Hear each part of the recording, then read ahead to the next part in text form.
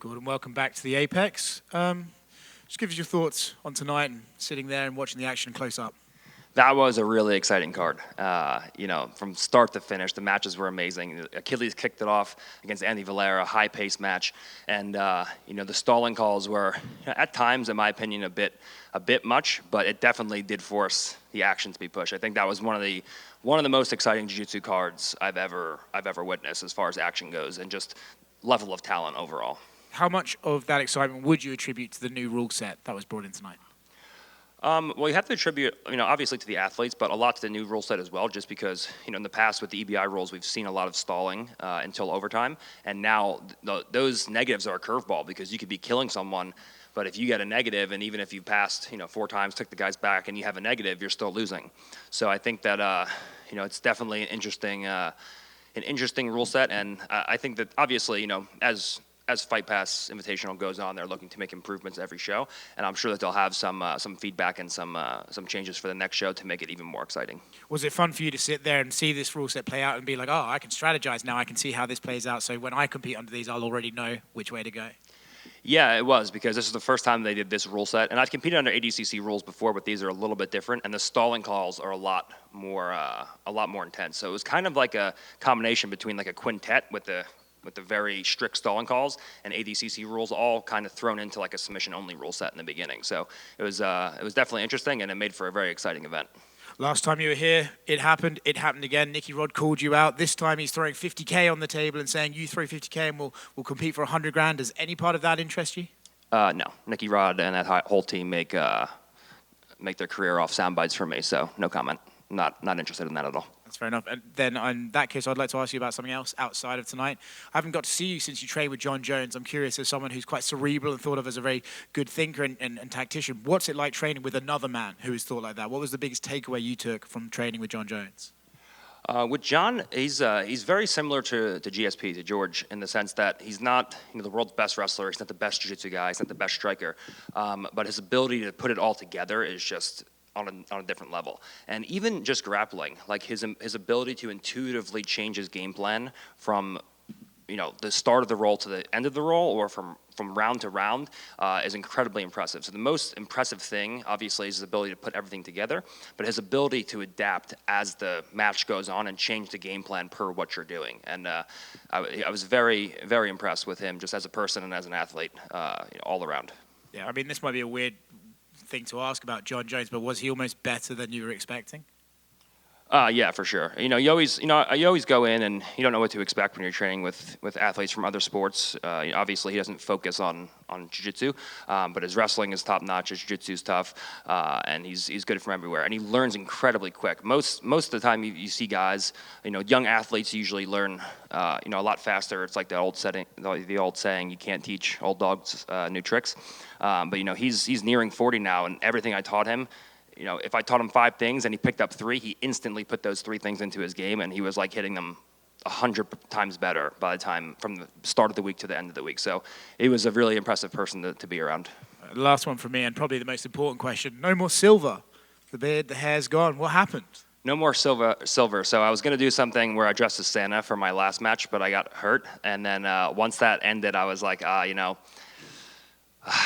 had like this once a year. I did it last ADCC, and I was like, you know what? I have to do one time a year where I shave my hair off, and I stopped getting comments of people telling me I look like I'm 75 years old. And then, so we haven't had any more of those comments yet so far, but it was overdue. And my hair was getting super long. It was getting pulled in training. My beard's like getting pulled out during strangle attempts. So I was like, you know what? It's time to go. And now I'm rocking this atrocious mustache now. Well, you said it, not me, but we hear about guys with beards when they finally make that shave. Did you look in the mirror and go, oh, fuck, I should have done that? Well, it's funny, for the first like 3 days, every time I walk by a mirror, I like have to double take. And I'm like, oh, yeah, that's what I look like now.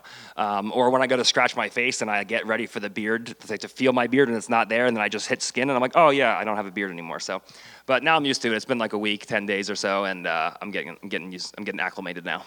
And we're keeping the mustache? For a little while. I had this thing. I know there's a picture somewhere of my dad with a Corvette posing with a mustache. So I want to find a picture of that and recreate it with the same clothes. So until I do that, I think I'm going to keep the mustache, at least. That's the plan right now. Gordon. Um, I just saw your Instagram post. Would you mind to give me your thoughts about Felipe Pena's performance and the main event as a total? Yeah, so I just went on a little tirade about Penna. So basically, Penna's excuse for, him quitting in our last match was the fact that his best friend died. And that excuse was not legitimate, number one, because if he was too emotionally distraught to compete, he would have just not competed. And I offered to reschedule the match, which he didn't want to do. But today, he literally got broken inside 15 minutes. You can always tell when Penna breaks, he has the same exact sequence of events. His body language falls apart, then he starts bullying you, then he complains to the referee and rests, and then he just totally quits. And so he totally quit after he was complaining for 5 minutes to the referee, getting negatives. And then the second Marigali took his back, he just instantly gave up. The strangle wasn't even on, it was like he just got the fingers underneath his neck and he immediately tapped. And so the excuse that, oh, my best friend died and that's why I quit, it's like, no, you're just a quitter. If you can't bully the guy, you just give up. And that's been proven fact tonight. He is the only guy who has ever tapped you as a black belt, and you guys fought 3 times. He won twice, and you were, I guess, at the beginning of the year, you guys were supposed to fight again. Do you still want to fight him to prove, since he's the only guy who tapped you, do you still want to beat him maybe 4 or 5 times? Yeah, for me, I'm not really going to be comfortable until we have 5 matches, because then it will be 3-2 me. I don't want to have a tie score. I definitely don't want to have a losing score like I have right now. So, me and Penna definitely have to have a few more matches. And it's an interesting thing because no matter how many times Penna loses, he's just losing all the time now, people are still going to think that he can beat me because he's just beaten me before 7 years ago. So it's always a match that people are going to watch regardless of how bad Penna is and how much he's losing now. So that match is a match that can just be made forever, even though Penna just can't beat anybody anymore. Just 2 more questions. Would you mind to tell me what's the biggest difference from the last fight you guys had from now? Since how did you evolve and how did he evolve from there? Well, I don't really see anything in his game that's been different or evolved in the last 3 or 4 years. He's just physically bigger every time, and he just gets tired a little bit faster, and he's stronger, for the first few minutes. As far as me, after I fought him before ADCC, so it's been over a year now that since we've competed. I have a completely new, guard passing system. I have, new things that I'm doing. I'm just not a totally different athlete, but I'm far more evolved than I was when we fought the first time. And, we saw today that the second you turn up the passing pressure on him, Marigali has good passing pressure, and everyone's like, oh, he couldn't pass his guard in 45 minutes. Well, no, it was a no time limit match, so I was just cooking him underneath me. But Marigali just completely broke him, passing him in under 15 minutes today. So the longer he waits to compete against me, the longer that match takes to happen, the worse it's going to be for him. Perfect. Last question for me. Since you brought the Drolo passed away, I guess the day before the last match you guys had, I would like to know your side of the story. I don't think I've ever heard, because Felipe says that you were asking for a lot of things about the match, and how was the negotiation? He tried to cancel. I would like to hear your side of the story. Yeah, so I like to sleep late the day of my tournament because I like to do a big 18 to 24 hour fast before I compete, because my stomach is messed up, so I'm always nauseous. So I was sleeping until I slept until 4 p.m. and the event was coming up, and they had to wake me up and hey, Penna wants to pull out. So I woke up 3 hours before the match, and I hear that Penna wants to pull out. So I'm trying to figure out what's going on. So what I said was very simple. I said, listen, we're professionals. If you are too emotionally distraught to compete, I understand that. We can reschedule, fly back to Brazil, do the funeral, do whatever you have to do, and that's it. And I messaged Penna. I'm like, hey, you can do whatever you want, but if we're going to compete, let's put on a show. I think that's what Leandro would want. But I told Flo, I'm like, listen, if he wants to reschedule, we can reschedule, no problem. I'm like, but if he wants to compete, then be a professional and compete on the agreed upon terms, because Penna always tries to change the rule set.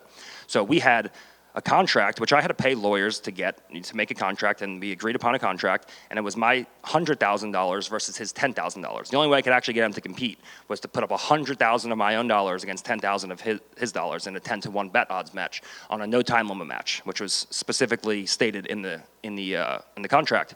So Penna wanted to change the match to 30 minutes. And I'm like, we change the rules every time we compete, and we have a contract for a no time limit match. I'm like, we're not doing this like 2 hours before the match. I'm like, if you want to compete, it doesn't matter if you compete for 10 minutes or for an hour. If you're okay enough to compete, you should be able to compete on the agreed upon terms. So my thing was simple. I was like, listen, either reschedule the match, no problem. You know, I've had to reschedule matches, obviously. I'm always falling apart. I was sick for the match that we were supposed to have. I just got hurt this match, so I understand it happens.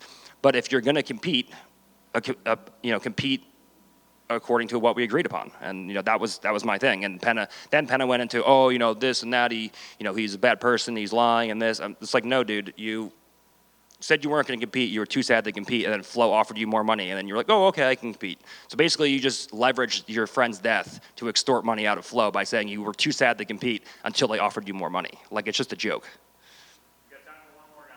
I've got one just in front. Mason called you out as well. You were originally supposed to fight with him tonight. Is that something that still interests you? And what did you think of his performance? Well, I mean, yeah, everybody wants a piece of daddy. Yeah, Mason I like. Mason's like an American legend. He's doing great things for the sport. And, he's always been nice to me. So I have no problem with Mason. And, unlike the B team guys who just need to have my name in their mouth because they don't win, and they need to build a career off of my sound bites. I haven't mentioned them in 6 months. Every single podcast that they do, every post that they make is trying to get a reaction out of me. So that's just, I don't care about that anymore.